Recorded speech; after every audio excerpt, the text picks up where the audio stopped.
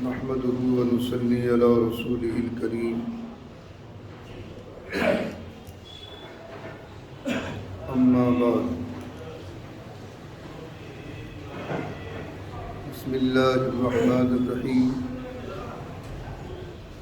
اللهم طهر قلبي من النفاق وعملي من الرياء ولساني من الكذب وعيني من الخيانة فإنك تعلم خائنة الأعين وما تخفي الصدور.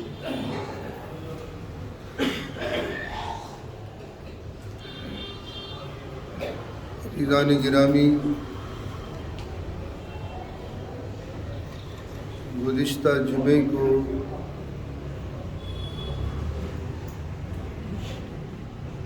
اذان کی ابتدا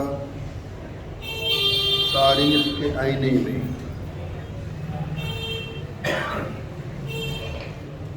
یہ عنوان لے کر آپ حضرات کی خدمت میں درس جمعے میں حاضر ہوا تھا۔ اذان کی کلمات کا جواب دینے والے کی فضائل کیا تھے، اذان دینے والے کے مقام کیا ہے، مراتب کیا ہیں، اور یہ کتنا بڑا ثواب ہے کہ سیدنا حضرت عمر بن خطاب رضی اللہ تعالی عنہ نے تمنا کی تھی کہ اگر میرے کندھوں پر خلافت کا بوجھ نہ ہوتا تو میں 5 وقت کی اذان دیا کرتا۔ اتنی بااثر شخصیت ہے، عالم اسلام کا بادشاہ رہا ہے، اور دور فاروقی میں اسلام آگ کی، جنگل کی آگ کی طرح پھیل رہا تھا۔ آدھی دنیا پر اسلامی حکومت قائم ہو چکی تھی۔ اس زمانے کی سپر پاوریں آپ کے زیر نگی آ چکی تھی۔ سن 2 ہجری میں اذان کا حکم نازل ہوا ہے۔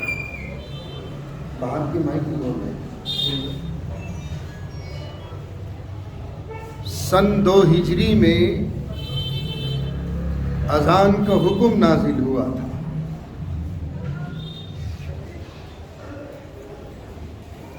آج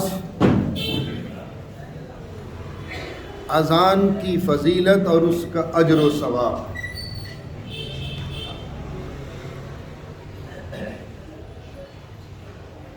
حضور پاک صلی اللہ علیہ وسلم کا ارشادات عالیہ میں کہ جب مؤذن اذان دیتا ہے اور جہاں تک اس کی آواز پہنچتی ہے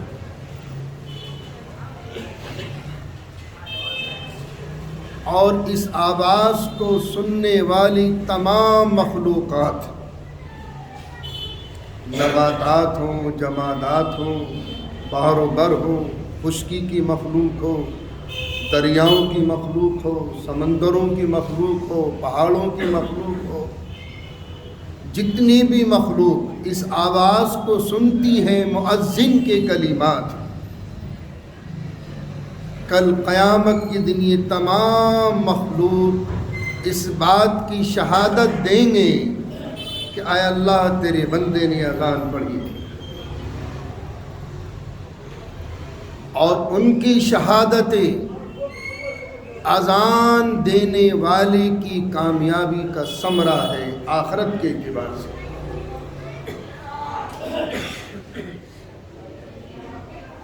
اسی لیے قوم کے بااثر افراد کو بھی، سماج کے بااثر افراد کو بھی اگر ان سے اذان پڑھنی آتی ہے، اذان کا طریقہ جانتے ہیں، تو ان کا بھی حق ہے کہ اذان دیں۔ حضرت عمر سے زیادہ بااثر شخصیت کون سی ہو سکتی ہے؟ کیا رشتہ ہے میرے نبی سے آپ کا؟ آج تو ہم گرے پڑے مؤذن کو اکٹھا کر کے چندہ کر کے پیسے دے دیتے ہیں اور سستے سے سستا مؤذن ڈھونڈنے کی تلاش کرتے ہیں اور سارا نزلہ گھر والوں کا آ کر مؤذن پہ اترتا ہے۔ یہ آج ہمارے سماج کا حال ہے۔ تمہیں معلوم ہے کہ مؤذن کا مقام کیا ہے؟ ایک تو یہ حدیث بڑی معتبر اور مستند حدیث ہے، پھر حضرت عمر کا رشتہ کیا ہے حضور پاک صلی اللہ علیہ وسلم کی ذات اقدس سے؟ اس امت کے محدث بھی ہیں اور یہ تمنا فرما رہے ہیں اگر میرے اوپر خلافت کی ذمہ داری نہ ہوتی تو خدا کی قسم میں 5 ٹائم کی اذان پڑھتا۔ آج کوئی خاندان کا بااثر آدمی کی توفیق ہوتی ہے کہ اذان دے آگے؟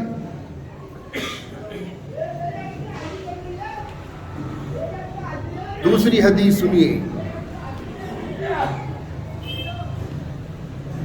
حضور پاک صلی اللہ علیہ وسلم کا پاک ارشاد ہے کہ اذان اتنی محتم بشان عبادت ہے اذان کہ اگر لوگوں کو اس کی فضیلت معلوم ہو جائے، اس کا ثواب معلوم ہو جائے تو آپس میں اختلاف پیدا ہو جائے کہ میاں میں اذان پڑھوں گا، میاں میں اذان پڑھوں گا، یہاں تک کہ اس مخمصے کا تصفیہ کے لیے قرآن اندازی کرنا پڑے۔ یہ بخاری کی روایت ہے، قرآن اندازی کرنا پڑے، قرآن میں جس کا نام آ جائے وہ اذان پڑھے۔ تیسرا مقام کیا ہے؟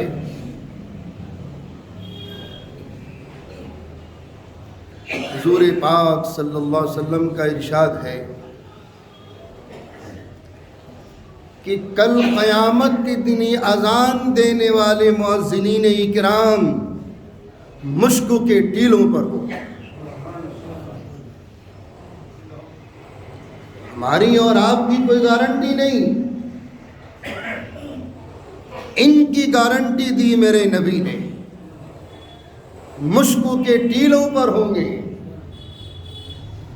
اذان دینے والے مؤذنین اکرام۔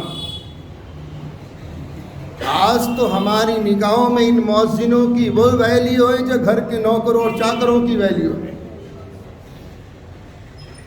یہ خناس دل و دماغ سے نکال دو، مؤذنوں کا احترام کرو، ان کا مقام معلوم ہے کیا ہے؟ کل قیامت کے دن مشکو کے ٹیلوں پر ہوں گے، تمہارے بارے میں کوئی گارنٹی نہیں دی آقا نے، مؤذنوں کے بارے میں گارنٹی دی ہے، مشکو کے ٹیلوں پر ہوں گے، ان کی گردنیں لمبی ہوں گی ان کے اعمال کی وجہ سے، ان کے اعمال کی وجہ سے۔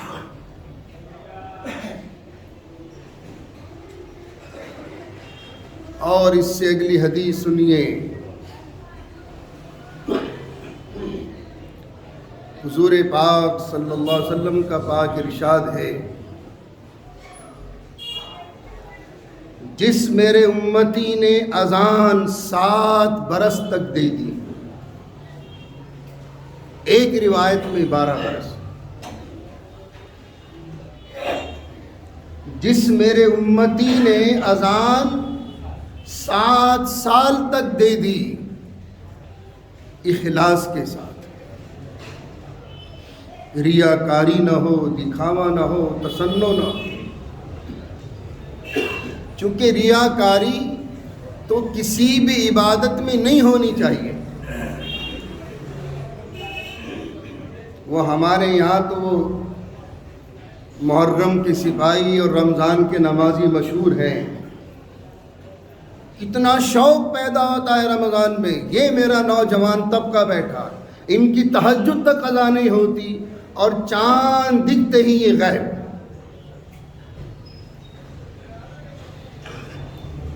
ایسا شوق خدا کرے 12 مہینے تمہارے اندر پیدا ہو جائے, یہ میری دعا ہے.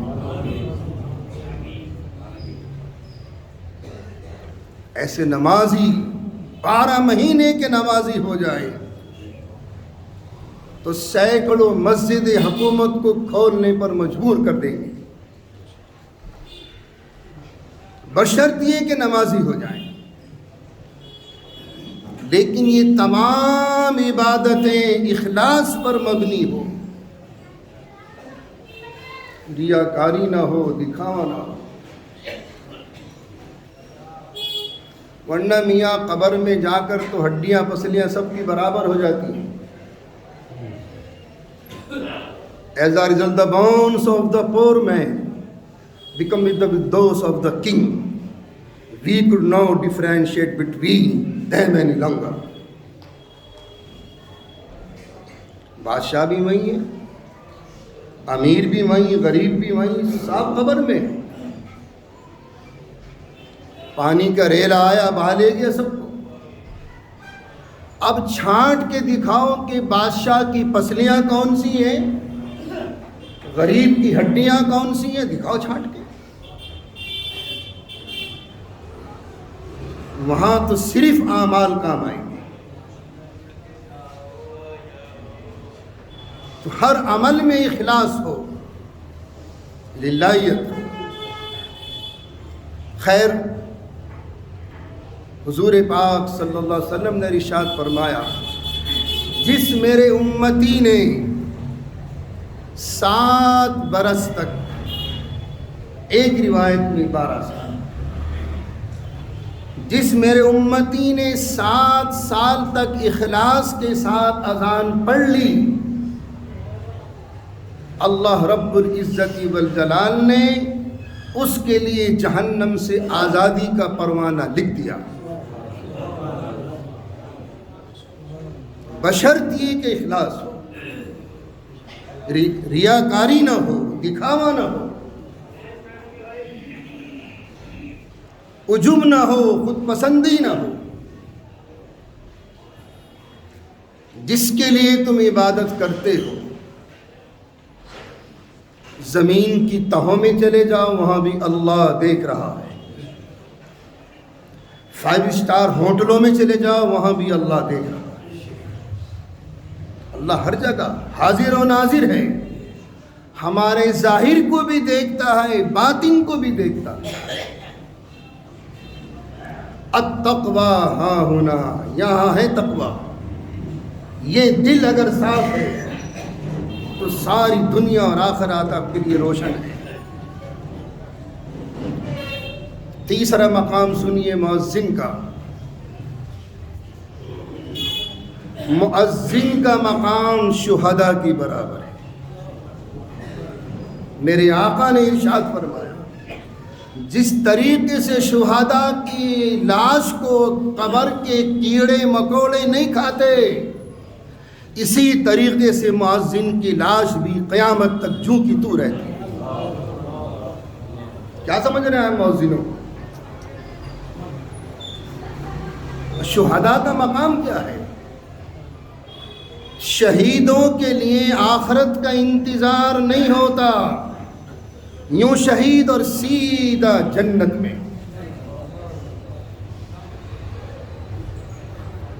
یوں شہید اور سیدھا جنت. آخری حدیث ایک اور سن لیجئے. صحابہ تمنا فرماتے تھے, یا رسول اللہ ہمیں کہیں کا مؤذن بنا دے. صحابہ تمنا فرماتے تھے, جاب ڈھونڈتے تھے تو آقا فرماتے تھے مؤذنی کر لو یا امامت کر لو, یہ سب سے بڑی جاب ہے آپ کی. اس لیے کہ امام ضامن ہوتا ہے اور مؤذن امین ہوتا ہے. صحابہ تمنا فرماتے تھے۔ تو خدا را ان لوگوں کا احترام کرو، خدا ہم سب کو ان کا احترام کرنے کی توفیق عطا فرما دے، ورنہ حالات بڑے دیگرگوں ہیں۔ دیکھ لو کیا قیامت صغریٰ قائم ہے ترکی میں اور شام میں۔ اللہ ہم سب کی حفاظت فرمائے، آسمانی آفت سے بھی اور زمینی آفتوں سے بھی ہمارے ملک کے باشندوں کی، عوام کی، خواص کی، سب کی حفاظت فرمائے۔ انشاءاللہ باقی تفصیل آئندہ آئے۔